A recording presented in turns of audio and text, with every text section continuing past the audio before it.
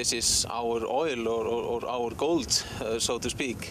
If we didn't have this energy, we would have to import fossil fuels to provide us with electricity. But there are plenty of other uses for cheap power, and the aluminium industry, which uses huge amounts of electricity in its production smelters, is already taking advantage of Iceland's lower power tariffs. The 3 operating turbines of Hellas Heidi provide nearly half of Iceland's electricity. When completed, it will produce enough electricity to provide energy for the whole country.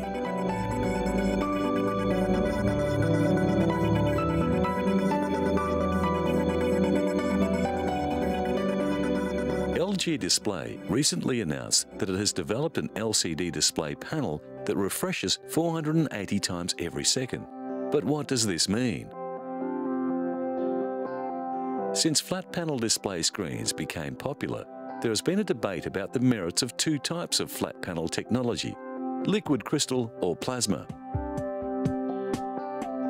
While the LCD panels had lower power consumption and better resolution, plasma screens had better contrast and could render fast-moving images more clearly. They could be made bigger too. Now, work done at the LG developmental labs in South Korea mean the company's soon-to-be-released True Motion display panels will have a much quicker response time, eliminating problems associated with fast-moving images. And scanning backlight technology has enhanced the LCD's contrast. LG launched a range of new display screens at this year's Consumer Electronics Show in Las Vegas. They stretch from the very thin picture frame unit to a 60-inch model. The company's 55-inch HD unit has an LCD screen that uses a different system of light-emitting diodes to deliver superior contrast. Another innovation is the separation of the screen from its signal processing electronics. The 2 components connect wirelessly so that the screen can be easily mounted on the wall. In combination with the enhanced picture quality, many of the new screens feature an invisible speaker system. The trend is to make the display unit more like a picture that hangs on the wall, and to highlight this, an array of screens were arranged like pictures in a gallery. The LH50 and PS80 series HD TVs are equipped with Ethernet ports and can access selected web content.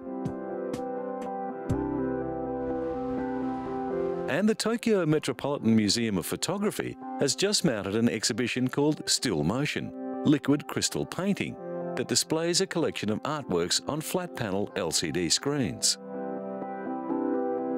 Dominic Leishman's YOLO V pays homage to Goya's painting The Inquisition Tribunal.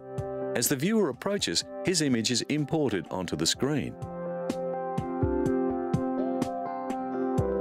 Sam Taylor Wood's Still Life pictures a bowl of fruit as it ages over several weeks.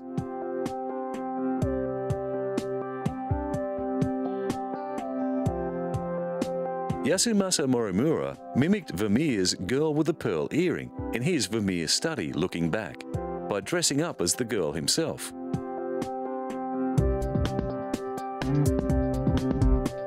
Museum curator Satomi Fujimura explains that the artworks have their origins in traditional paintings, but they also explore future styles and directions that become possible as the use of technology in art evolves. Hiroshu Senju's A Forest of Water appears like a traditional Japanese folding screen. Julian Opie's minimalist figures, the woman with evening dress and Kira with a pendant, smile at the viewer.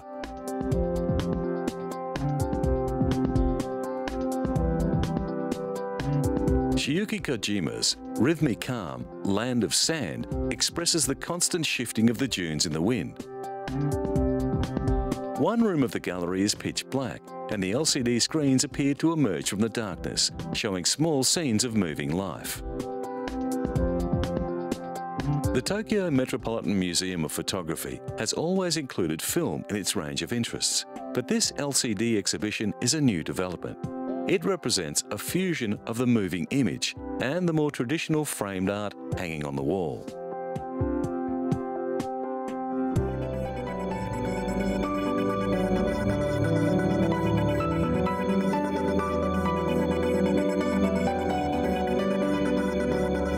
The space tourism race marked a milestone recently as British entrepreneur Sir Richard Branson and American aerospace designer Burt Rutan waved to a crowd from inside the cabin of a new aircraft designed to carry a passenger spaceship to launch altitude.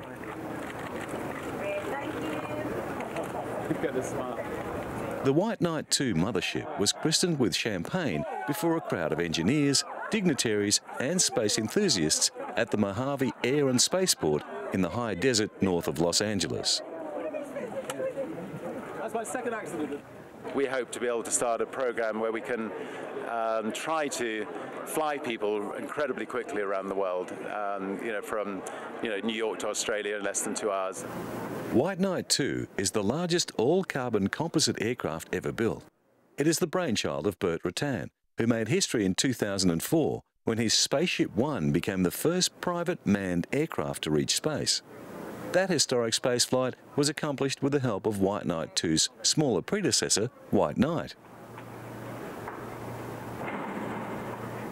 Now the new mothership must undergo at least a year of rigorous flight tests. Retired American astronaut Buzz Aldrin and his wife also took part in the event. Well, I mean, the publicity benefit would accrue to whom? To me? No. I've been on the moon with Neil Armstrong, see, so I don't need the publicity. Next step is the completion of Spaceship 2, which will be flown by 2 pilots and carry 6 passengers.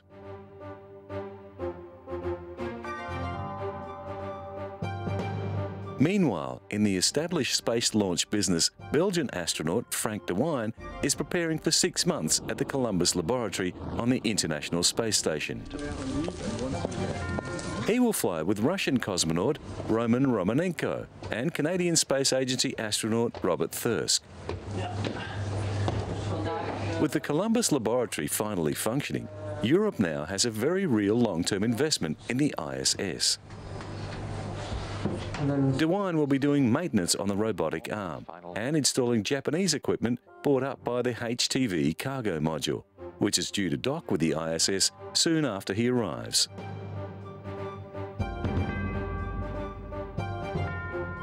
As well, he will be carrying out experiments for scientists back on Earth. What scientists are trying to determine is if microgravity influences our perceptions of parallel lines.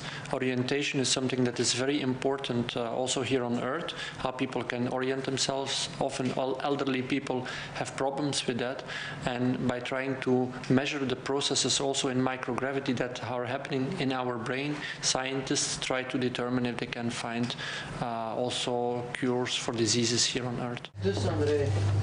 In 2002, De Wijn spent 12 days in space aboard the ISS for ESA and Belgium's Odyssea mission. The European Space Agency is not taking any chances with its next astronaut, and Dutch ESA astronaut André Kuipers is serving as backup. In support of the upcoming mission, NASA has already sent up a shuttle carrying supplies and equipment.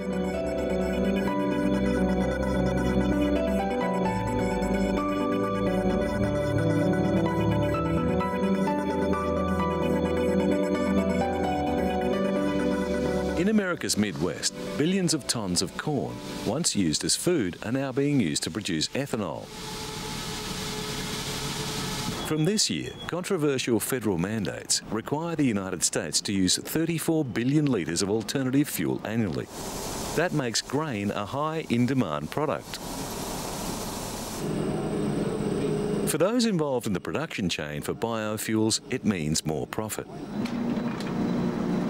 A full 33% of this year's US corn harvest, or 3.9 billion bushels, is expected to go towards ethanol production, up from 22%. Virtually all experts agree that using crops for biofuel drives up the price of grain, but opinions vary greatly as to how much. the world's poorest people are suffering because of the biofuels initiative. Many can no longer afford the most basic food staples, and there are calls for strong measures to pull the current world food situation out of what some are describing as a crisis situation. Estimates cited by the International Food Policy Research Institute say biofuels account for more than 30% of the food price increases. What is certain is that many people across the developing world are feeling the pinch. White House economic advisors say the ethanol industry accounts for just 2 to 3% of the recent jump in grain prices, which are up more than 40% since 2007. Despite the controversy, most governments are keen to hit their biofuel targets. But even if every bit of corn in the US was used to produce ethanol, American demand for fuel would still not be met. In the Netherlands, a different plant is being tested as a renewable fuel. Algae could be part of the answer to the world's energy crisis. In Western Holland, a shallow pool that is rapidly turning green with algae is being harvested for animal feed, skin preparations, biodegradable plastics and biofuel. Algae is the slimy stuff that clouds your home aquarium and, in larger form, gets tangled in your feet in a lake or ocean. It can grow almost anywhere there is water and sunlight, and under the right conditions, it can double its volume within hours. Opinions differ on how best to grow algae and how quickly it can come on stream as a commercially viable alternative or supplement to fossil fuel. But scientists and industrialists agree the potential is huge. In a warehouse 200 kilometres southeast of Amsterdam, a bioreactor is producing algae in pressure cooker fashion that its manufacturer hopes will one day power jet aircraft. Algae doesn't require much space or good farmland. It can grow in freshwater, polluted water, seawater or farm runoff. It can purify a city's sewage while feeding on the nitrogen and phosphates in human waste, and it is rich in oil. The most common strains farmed today have an oil content of 30%, but this can rise as high as 70%. Experts say it will be years, maybe a decade, before this simplest of all plants can be efficiently processed for fuel. But when that day comes, it could go a long way toward easing the world's energy needs and responding to global warming. And it avoids the fuel for food dilemma that has plagued first and second generation biofuels like corn, sugar and palm oil. The European Union has mandated that 20% of Europe's energy must come from renewable sources by 2020, including a 10% biofuel component for transportation fuel. One promising technique nurtures the algae in a closed and controlled environment of clear tubes, speeding the reproductive process by 2 to 4 times. But the process requires much more energy than open pools and needs a tube cleaning system to maintain a high light penetration for photosynthesis. At Ingrapro's farm, the scum from the double Olympic-sized pool is filtered and processed into flaky green strips that crumble to the touch. Potential for the new product is huge.